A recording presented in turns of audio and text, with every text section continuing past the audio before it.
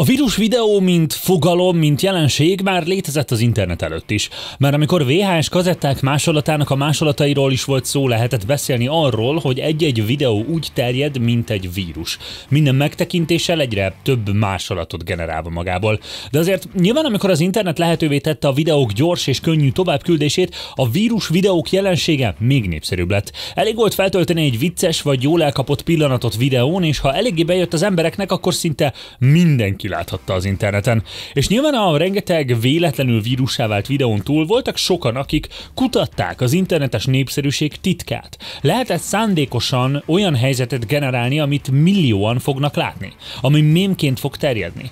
Nos, hát persze, hogy lehet. És bizony a kora 2000-es évekből rengeteg olyan mém és videó van, amiről lehet, hogy eddig azt hitted, hogy valós helyzetek voltak, ám valójában az egész megrendezett volt. Ma az Onibe támogatásával összegyűjtöttem nektek egy nagy rakást ilyen videókból. Sziasztok, én Dani vagyok, vágjunk is bele!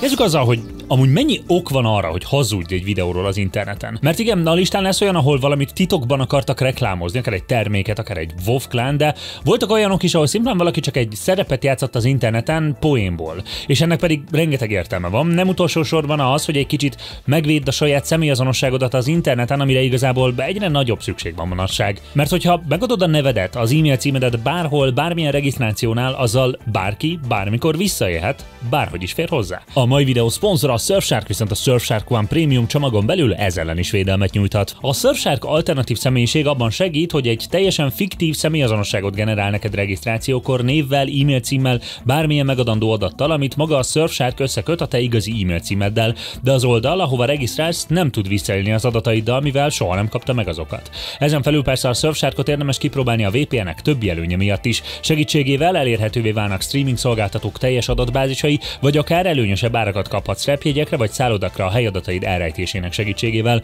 A Surfsharkot ráadásul egyetlen előfizetéssel akármennyi eszközre feltelepítheted, tehát egy csomag az egész családnak is szólhat. Ráadásul most a Buki Dani kóddal 4 ingyen hónapot kaphatsz regisztrálásnál, bátran ajánlom, hogy tegyetek próbát ti is, megtaláljátok a linket a leírásban.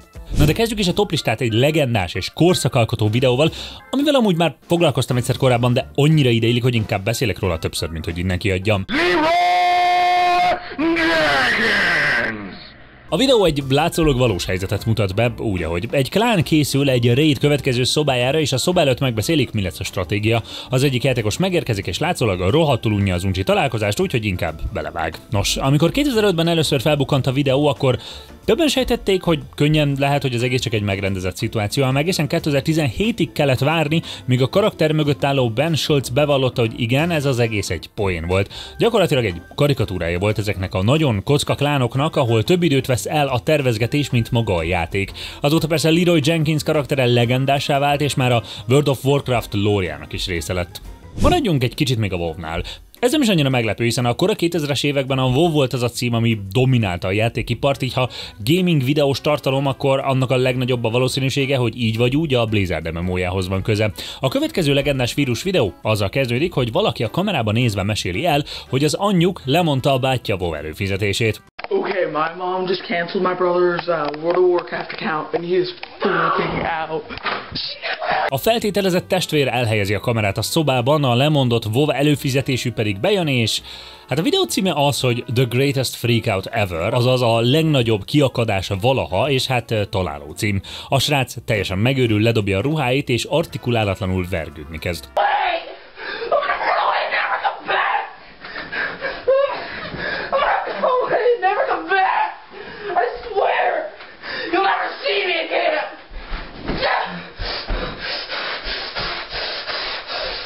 Bizony, a videó ikonikus pontja, amikor felkapja a távirányítót az ágyról, és...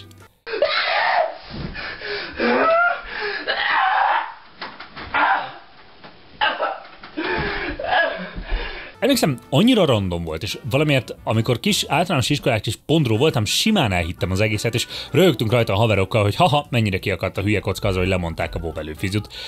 Nos, amikor ez a videó felkerült az internetre 2009 májusában, úristen, 15 évvel ezelőtt, akkor tényleg nem lehetett tudni, hogy mi történik, bár azért elég valószínű, hogy még ha ki is akadna valaki azon, hogy ilyet csinál az anyja, azért ilyeneket nem csinálna, és az egészre venné a kamerát a szoba sarkában, mindegy. Viszont aztán egy hónapra rájött a The Greatest Freakout Ever 2, vagyis a Two Greatest to Freak Out, amiben kb. Ugyanezt történik. Aztán a harmadik rész, és mostanra ott vagyunk, hogy a 48. a legfrissebb, amiben még mindig ugyanaz a testvérpár a két főszereplő, csak már azóta nyilván idősebbek, és a báty most épp azon van kiakadva, hogy az öcs nyula a lépcsőn van, és emiatt nem tud fölmenni az emeletre. Szóval igen, felnőtt fejjel mondom egyértelműbb az első videóról is, hogy csak megjátszott, de ennek az általános iskolás énemnek azért egy nagy törés, hogy ez egy kamu kiakadás volt. A következő híres vírus videó egy tévés sportinterjúnak álcázza magát, nem is hosszú, nézzük meg az egészet. Evan, there's been a lot of changes this offseason for your team. How do you feel your chances are in the AL East? I mean, I love our chances. You know, it's been Man, guys, keep it on the field. Bizony, Eva Longoria nem is baseball játékos, hanem egy színésznő, aki a született feleségekből lehet ismerős, és Evan Longoria tényleg baseball játékos, és nyilván megint mai szemmel, mai videó minőséggel azért jól látszik, hogy mennyire kamu az a baseballot, de vajon miért készülhetett a videó? Talán egy reklám lehetett egy márkának? Melyik márkáé lehet vajon? Vajon mi lehet? Ki tudja? Talán soha nem tudjuk. Igen, nyilván a Gillette egyik márkázott vírus videója volt. A cél az volt, hogy csináljanak valami olyan rövid videót, ami sok millió emberhez eljut, mert megosztogatják egymással, és közben a háttérben végig egy logó szerepel. És bizony, sikerrel jártak, bár azt hiszem az akkori videó minőségben talán ki sem olvasható a Gillette logó, és amúgy is kinek jut eszébe azonnal borotvát venni, miután megnézi ezt a vírus videót. Szóval nem biztos, hogy annyira sikeres volt, mint reklám videó, talán sikeres volt, mint vírus videó, minden esetre kamu az biztosan kamu volt. A következő videó tényleg mintha egy recept alapján készült volna, tökéletesen teljesít mindent, ami kell egy vírus videóhoz. A cím eleve az, hogy "Ó, villám, majdnem eltalálta a barátnőmet!" és mindjárt azzal indul, hogy egy fürdőruhás lány szalad a tengerparton. Ezen a ponton mindenki oda kattint, és nagyon figyelmesen nézi, hogy hol jön majd a villám, és nem a szokásos verdás poénról lesz szó, hanem nézzük is, hogy mi történik.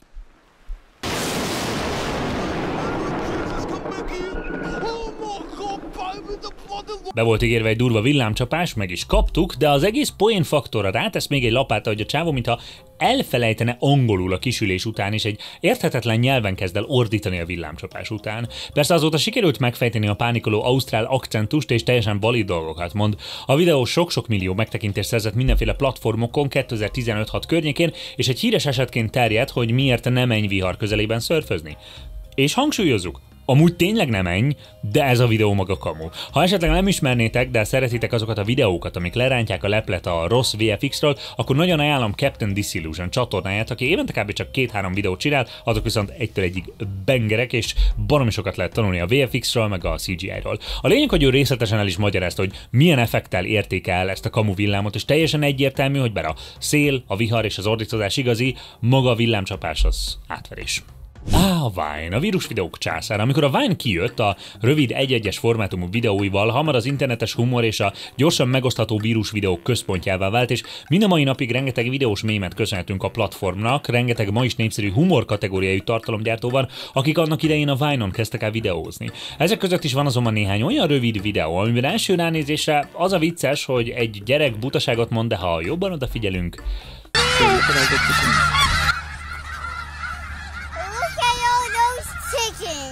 Igen, ha alaposan felhangosítjuk az előtte lévő részletet és odafigyelünk, hallhatjuk az apukát, aki közvetlenül az ikonikus részlet előtt mondja a lányának, hogy "Say, look at all those chickens". A vicc tényleg vicces, de ettől függetlenül azért egy kicsit kamu. Szintén a Vine-on terjedt egy videó, ami első ránézésre úgy tűnt, mintha valami régi, random DVD-re készített tánciskolai anyag lett volna. Csak hogy a tánctanár mozgása annyira gáz volt, hogy az egész inkább vicces volt, és nehéz volt elhinni, hogy valaki ezt komolyan gondolta. Nos, azért is nehéz elhinni, hogy ezt valaki komolyan gondolta, mert nem is gondolta komolyan. Akiben esetleg élt egy olyan kép, hogy Renata Bliss egy létező tánctanár, aki valóban táncot akart oktatni, és nem tűnt fel neki, mennyire nevetséges az egész, azt el kell keserítenem. Renata nem létezik.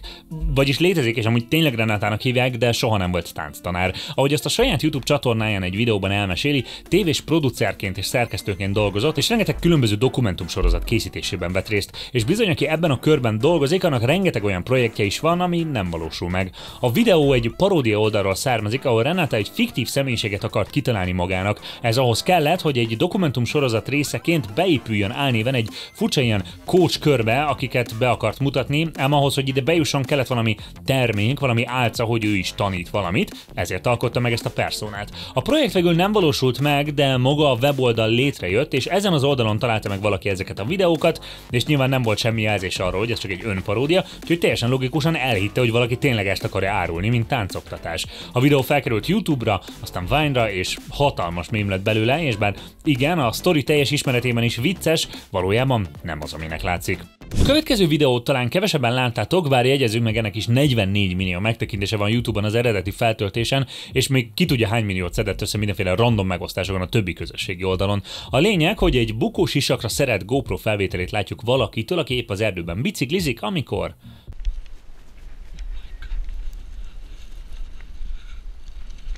És oké. Az egész videó felütését ismerve gondolom most már kiszúrtátok elsőre, hogy mennyire kamu, és utólag odarakott az a medve. Nem sokkal később az eredeti videókészítői feltöltötték a medve mentes verziót is belőle, egyértelművé téve a felvétel kamuságát. De vicces, hogy az eredeti videó alatt is valaki írja egy kommentben, hogy milyen csöndes ez a medve.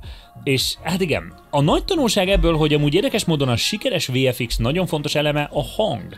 Mennyivel hitelesebb lett volna amúgy ez a videó is, ha bevágnak pár hangot egy rohanó medvétől. Éveken át terjedt az interneten egy videó, ahol valaki csak úgy ártatlanul bemutat egy csomagot, amit egy garázsvásáron vásárolt, hogy haha, milyen vicces hatása van a videóra.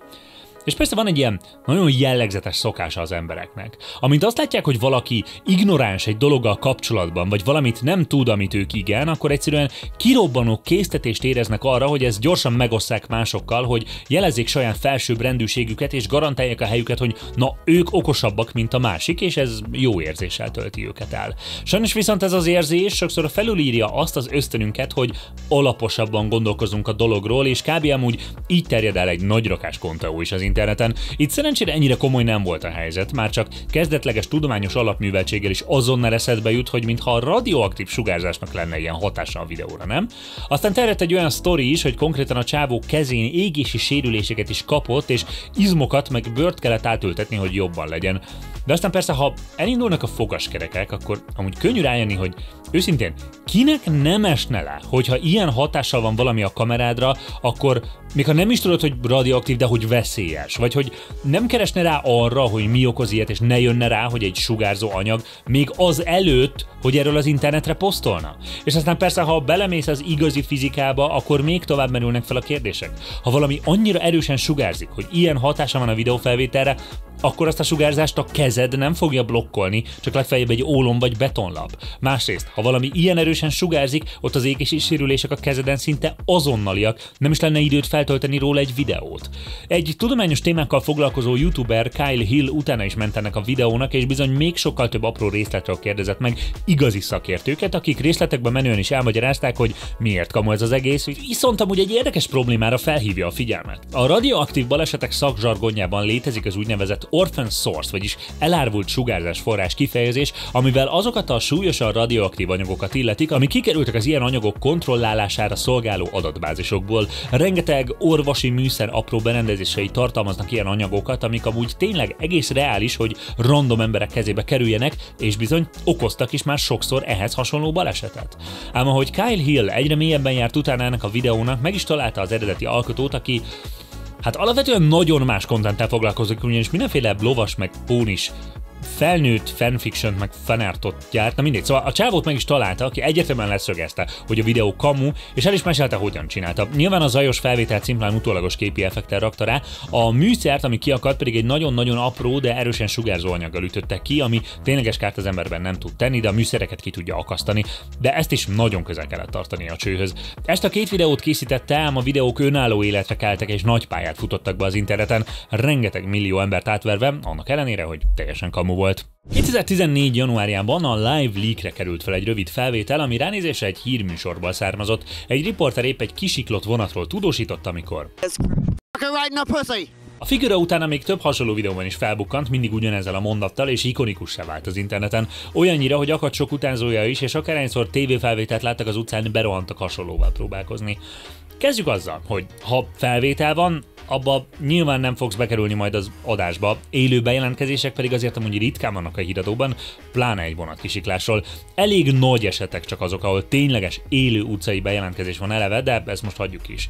A videó készítői ugyanis egy évvel az eredeti után bevallották, hogy teljesen megrendezett és kamu volt. Egy felbérelt színész volt a tévőbemondó és a beordító is, és egy nagy megrendezett akció volt. Ennek ellenére, bár mondom, az eredeti videóról tudjuk, hogy kamu volt, rengeteg utánzó, aki hasonlóval próbálkozott élőadásban, na ők tényleg megcsinálták. És az első helyen muszáj volt azt behoznom, ami számomra a legnagyobb csalódás volt, amikor ennek utána néztem, és teljesen úgy nőttem fel, hogy elhittem ezt az egészet. 2006. február 14-én került fel egy videó az internetre, amiben egy fiatal szőke német srác Unreal Tournamentezni próbál, de nagyon felhúzza magát, amikor lassan tölt be a játék. És amikor aztán betölt a játék, akkor is folyton megölik, és a már eleve ideges kisrác totális rohamba megy át.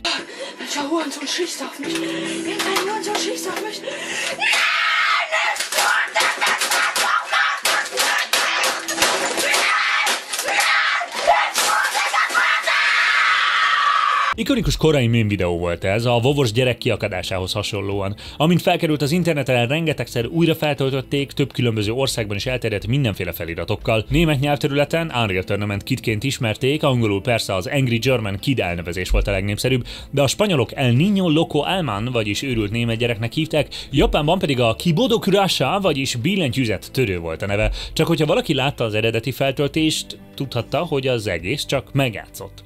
A videóban szereplő srácot Norman Kocsanovszkinak hívják, és Leopold Slick néven gyártott videókat az interneten. Volt egy sorozata egy magánt nagyon menőnek és gangsternek gondoló srácról, az Echter Gangster, vagyis Real Gangster. A híres billentyűzet törős videó is ebbe a sorozatba tartozott, eredetileg még Real Gangster 5 Play PC néven került feltöltésre. Gondolhatnánk, hogy oké, itt vége is a sztorinak, de muszáj itt egy kicsit netlegendát csinálnom ebből az egészből, mert amúgy nagyon érdekes a sztori. A videó ugyebár elterjedt, és sokan elhitték, hogy igazi, de ebből Normannek komoly baja is támadt.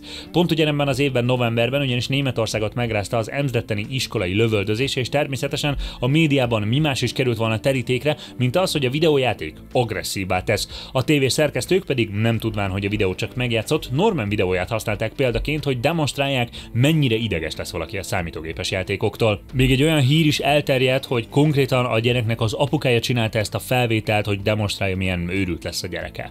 És bár ezelőtt is mém volt ez az Angry German Kid, ez egy újabb löketet adott a videónak. Norman iskolai életét teljességgel megkeserítette. Rengetegen szekálták miatt az iskolában, egy ponton annyira megterhelte ezért, hogy elkezdett maga is egy lövöldözéssel fenyegetni, ahol bár a szándék nem volt valós, már önmagában ez a fenyegetés kirúgással és büntetéssel járt, és mivel ezt a büntetést megtagadta, konkrétan 1 hónap börtönt is kapott. Durván rányomta az életére a bélyeget ez az egyetlen egy videó. De azóta amúgy összeszedte magát, bodybuilder lett, zenével is foglalkozik, és saját elmondása szerint jelenleg boldog az életével. AG Key, vagyis Angry German Kid Herkules néven megtaláljátok a jelenlegi YouTube csatornáját, ahol a legnépszerűbb videója nyilván az, amiben reagál az eredeti videóra, de egy másikban elmesél az élet történetét és ezt a sztorit is, hogyha érdekel hosszabban kifejtve. Szóval igen, a mérges német kisfiú, aki összetörő a billentyűzetét az Unreal Tournament miatt, valójában egy kamu, ám ezt a világ annyira nem akarta elfogadni, hogy megkeserítette a készítő életét. És még egyszer köszönöm a Surfsharknak a támogatást, nektek pedig megint ajánlom, hogy próbáljátok ki a VPN szolgáltatást a leírásban és a pinnelt kommentbe helyezett linken. Volt videó a listán, amiről ez ideig nem tudtátok, hogy megrendezett? Esetleg van még olyan mém videó, amiről tudjátok, hogy kamu, de sokan mások nem? Írjátok meg kommentben, vagy beszállgassunk a Discord szerveren, ez linket találtok a leírásban. Mint mindig most is sokat segít, hogyha lájkoltok, feliratkoztok, kommenteltek, követek Isnát, Threads-en, mindenféle helyeken, várlak titeket legközelebb is. A csatorna támogatója az Unibet.